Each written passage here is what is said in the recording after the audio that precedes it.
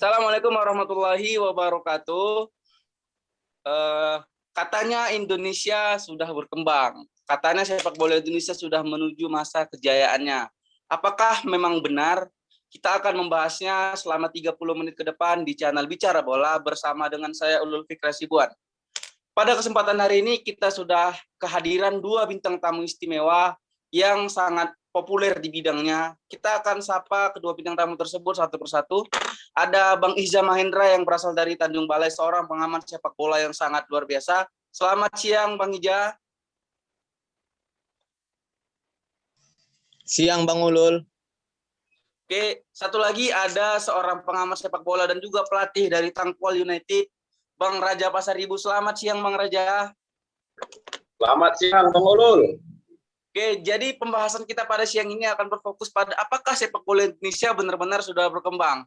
Oke, saya mau langsung ke Bang Raja nih. Menurut Bang Raja gimana? Apakah sepak bola Indonesia sudah benar-benar berkembang? Apalagi baru-baru ini mereka berhasil meraih runner up Piala AFF dengan pemain yang sangat muda gitu. Bagaimana Bang Raja pendapatnya? Oke, baik. Apakah sepak bola Indonesia sudah berkembang? Berkaca dari ajang baru-baru ini, yaitu AFF di Singapura, menurut saya tim ini sangat bagus ya. Kita mulai sudah melihat proses di sini ya, proses untuk menatap kemajuan sepak bola Indonesia ke depannya. Begitu menurut saya. Betul. Jadi apa nih yang harus dipersiapkan untuk kedepannya bagi timnas Indonesia? Apa yang harus dilakukan PSSI selaku induk sepak bola Indonesia demi kemajuan sepak bola Indonesia, Bang Raja?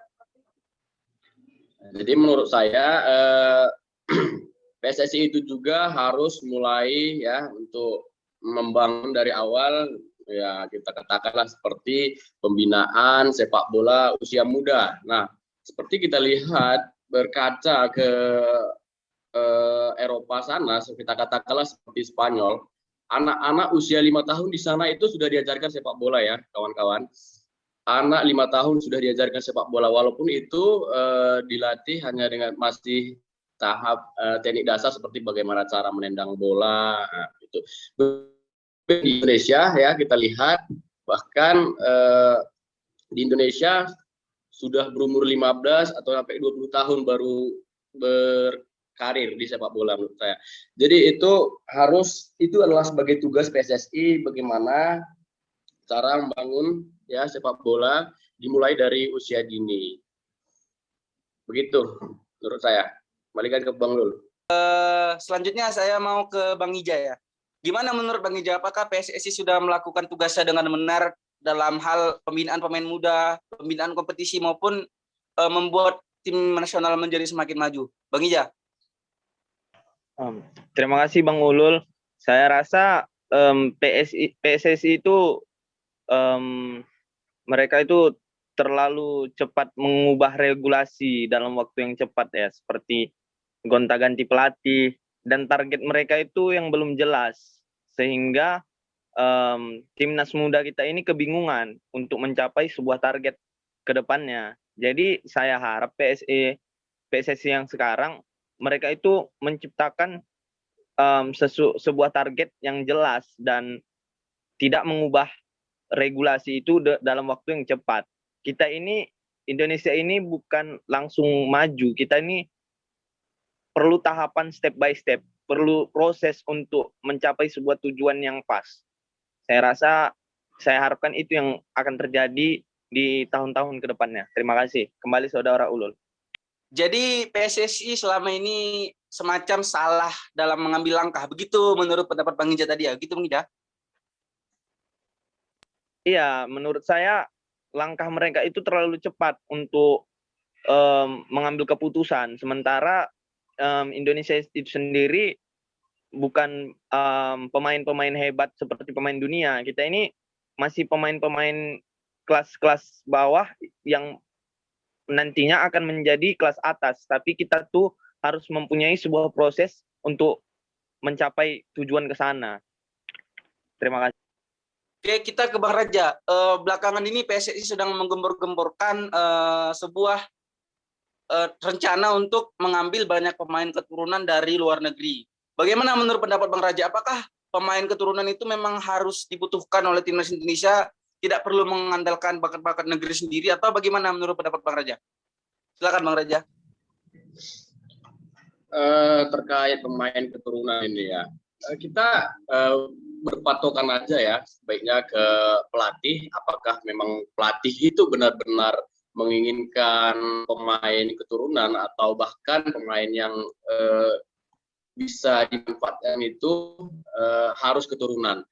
Ya, bagi saya itu sih sebenarnya sah-sah saja ya, karena kan pelatih lah lebih tahu apa yang dibutuhkan di tim itu, ya, posisi pemain mana lagi yang kurang, ya, hingga memberikan dampak bagi tim itu. Saya rasa itu sah-sah saja ya. Begitu menurut saya. Kalau menurut Bang Ija bagaimana Bang Ija? Apakah setuju dengan statement dari Bang Raja yang menyatakan bahwa itu sah-sah saja karena mereka punya keturunan Indonesia gitu? Bang Ija. Terima kasih Saudara Bang Ulul. Saya sih setuju-setuju saja tentang pemain luar. Tapi seperti tadi, melihat pelatihnya itu menginginkan atau tidak pemain itu di tim untuk menciptakan sebuah kolaborasi yang bagus di lapangan. Jadi untuk mengambil pemain-pemain luar atau pemain Indonesia yang sedang di luar, itu keputusan yang sangat terlalu besar untuk diambil pelatih. Mereka harus tahu betul apa yang dibutuhkan di tim itu. Jadi tidak asal untuk masukkan aja karena pemain itu hebat, bukan. Kalau pemainnya hebat tidak cocok untuk di lapangan, tidak cocok untuk dikolaborasikan dengan pemain Indonesia, itu bisa membahayakan tim skuad timnas Indonesia sendiri. Jadi saya setuju untuk memasukkan mereka, tapi pelatih harus menyeleksi pemain-pemain yang untuk dimainkan ke timnas itu tersebut. Terima kasih. Kembali ke Saudara Ulu. Ada sebuah pertanyaan menarik gini Bang. Bagaimana dengan timnas Filipina? Mereka mengambil banyak sekali, ada 10 hingga 15 pemain keturunan, namun hasilnya nihil. Bahkan di Piala AFF kemarin mereka tidak lolos grup. Saya mau bertanya ke kedua pundit kita, ke Bang Raja terlebih dahulu. Bagaimana pendapat tentang hal ini, Bang? Oke, terkait Filipina ya yang gagal di AFF kemarin. Kita katakan gagal lah, padahal menggunakan banyak pemain naturalisasi ya, ada 5 atau 6 itu. Seperti yang saya bilang tadi, mungkin itu pemain naturalisasi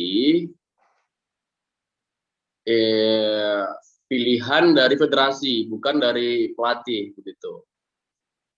Sebenarnya di sini federasi hanya membantu ya apa yang diinginkan pelatih. Nah, jadi pelatih itu harus juga melihat bagaimana potensi pemain ini bermain, yang berkarir di luar negeri, apakah mempunyai skill yang bagus sehingga memungkinkan untuk dinaturalisasikan.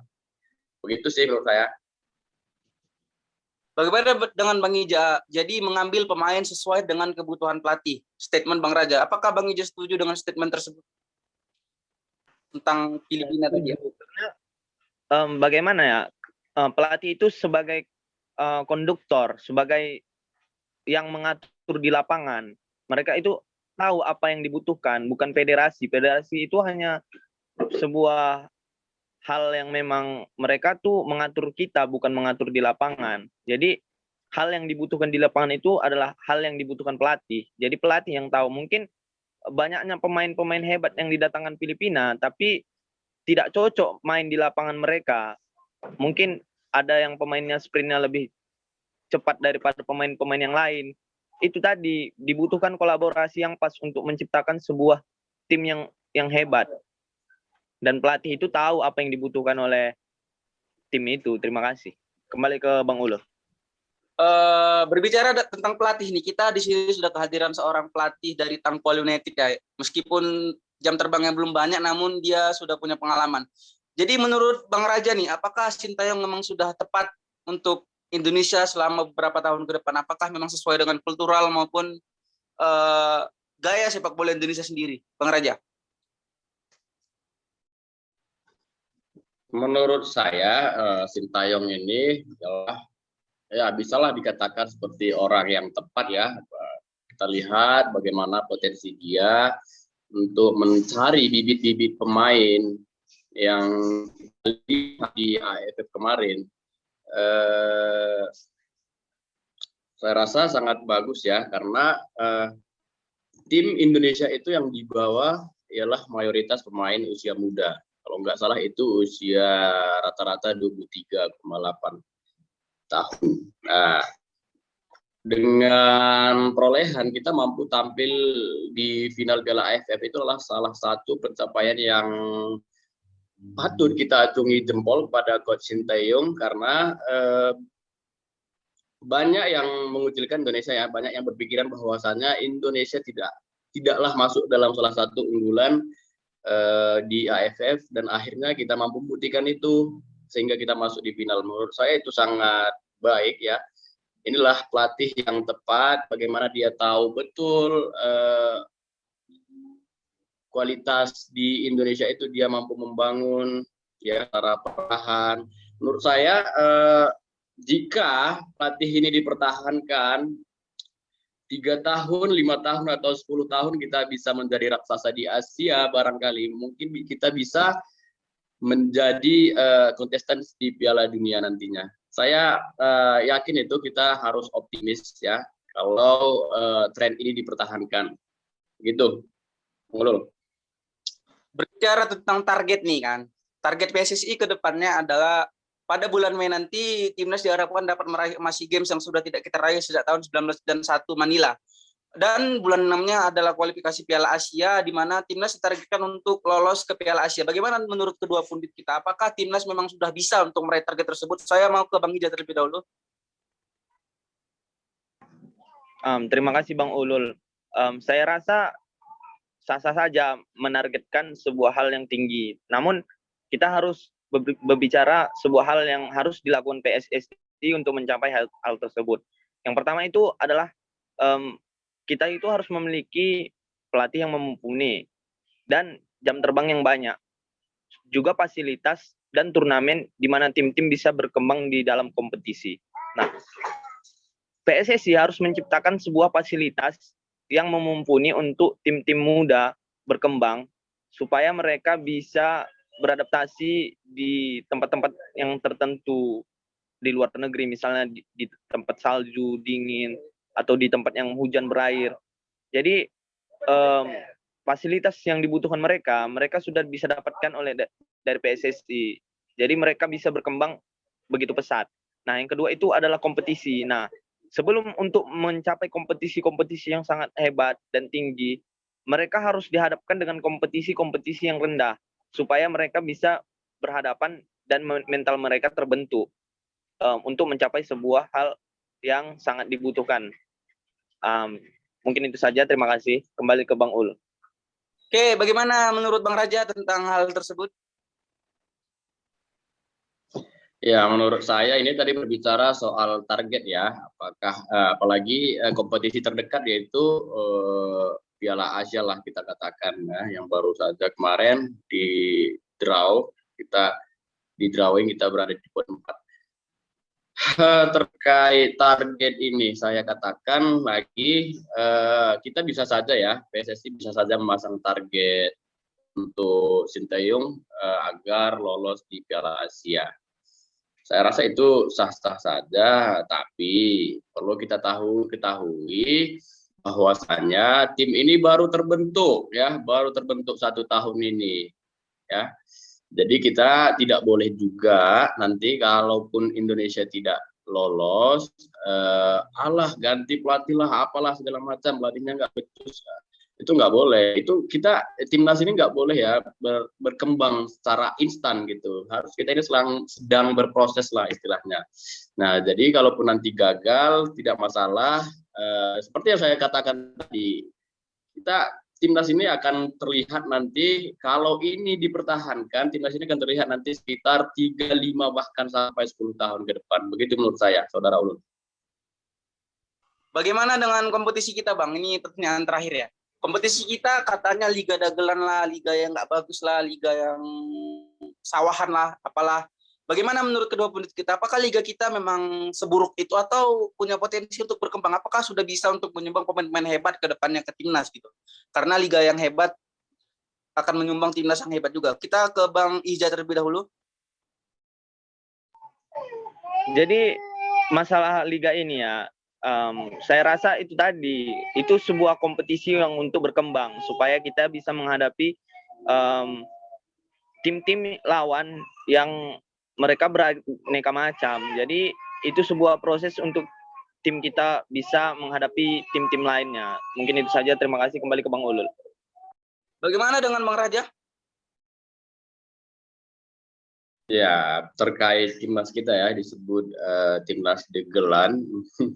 Ya, itu sih gimana ya, tergantung penyelenggara itu sih, penyelenggara kompetisi Liga Indonesia ini, dan juga pemain-pemain yang banyak kurang profesional ya. Bahkan kita lihat seperti di Liga 2 atau Liga 3 ya, masih banyak yang belum dewasa lah pemikirannya ya, hingga sering memancing keributan itu dipandang buruk lah ya sama orang-orang. Menurut saya itu tidak bagus, harusnya pemain itu lebih profesional lagi. Dan juga federasi itu nggak usah lah banyak drama-drama ya, seperti banyaklah kasus-kasus seperti yang terungkap di Najwa Shihab kemarin ya, katanya ada oknum PSSI yang ya bermainlah dalam pengaturan skor di kompetisi ya. Ini adalah masalah terberat kita saat ini di kompetisi sepak bola Indonesia, yaitu terkait pengaturan skor. Nah, PSSI harus cepat menemukan bagaimana cara menanggulangi masalah ini ya secara cepat, agar kompetisi, agar Liga Indonesia ini bisa dikatakan baiklah kira-kira. Begitu menurut saya, Saudara Ulul. Oke, kita sudah sampai di penghujung acara, tapi saya mau bertanya satu hal lagi kepada kedua penduduk kita. Apa harapan kedua penduduk kita terhadap timnas kita di tahun ini, tahun yang baru ini ya? Kita ke Bang Ija terlebih dahulu. Harapan saya, sepak bola ini adalah permainan yang sangat hebat dengan keanekan ragaman gaya dan gairah yang datang dengan menjadi benar-benar membuat kita menjadi sangat bergairah. Jadi saya harapkan kepada para penyelenggara PSSI ataupun pemain-pemain yang terkait, kita harus mempunyai proses yang hebat untuk mencapai sebuah tujuan yang hebat. Jadi saya harapkan mereka itu setiap hari berproses untuk mencapai sebuah tujuan, kita menjadi raja dimanapun. Terima kasih. Saya kembalikan ke Saudara Ulul. Bang Raja, harapannya untuk timnas Indonesia di tahun ini? Sebagai penggemar sepak bola tanah air ya, mungkin bukan saya saja atau yang lain punya harapan besar bahwa timnas ini harus juara, dituntut harus juara, karena sepak bola Indonesia ini minim prestasi ya, kita lihat ya, timnas negara Indonesia seperti kita katakan Pratama Arhan, banyak pujian-pujian karena dinobatkan sebagai pemain terbaik termuda di AFF kemarin. Saya rasa pemain itu juga tidak terlena dengan pujian. Kalau bisa kurang-kurangilah main sosmednya, jangan seperti yang lainnya, main TikTok apalah segala macam, itu nggak penting, itu merusak mental. Nah, mental Indonesia itu harus kuat, begitu juga kesehatan fisik, kebugaran itu harus dijaga, dan juga pola makan. Saya rasa itulah dia harapan kita untuk timnas Indonesia, harapan kita terbaik untuk timnas Indonesia agar memberikan prestasi ya, supaya bisa membanggakan negara Indonesia. Terima kasih. Kembalikan ke Ulul. Oke, telah sampailah kita di penghujung acara. Diskusi kita sangat menarik pada hari ini ya. Oke, saya ingin mengucapkan terima kasih kepada kedua pundit kita yang sangat luar biasa. Terima kasih Bang Ija Mahendra yang sudah menyempatkan waktunya pada siang hari yang indah ini. Semoga sukses selalu Bang Ija. Juga terima kasih kepada Bang Raja yang sudah meluangkan waktunya, walaupun sangat sibuk ya Bang Raja, melatih timnya dan menjadi pengamat sepak bola juga. Terima kasih kedua pundit kita atas kehadirannya pada hari ini.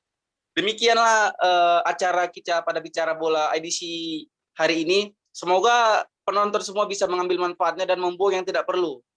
Terima kasih atas atensi semua penonton kita pada hari ini. Atas perhatiannya saya ucapkan terima kasih yang sebesar-besarnya. Assalamualaikum warahmatullahi wabarakatuh. Salam bicara bola.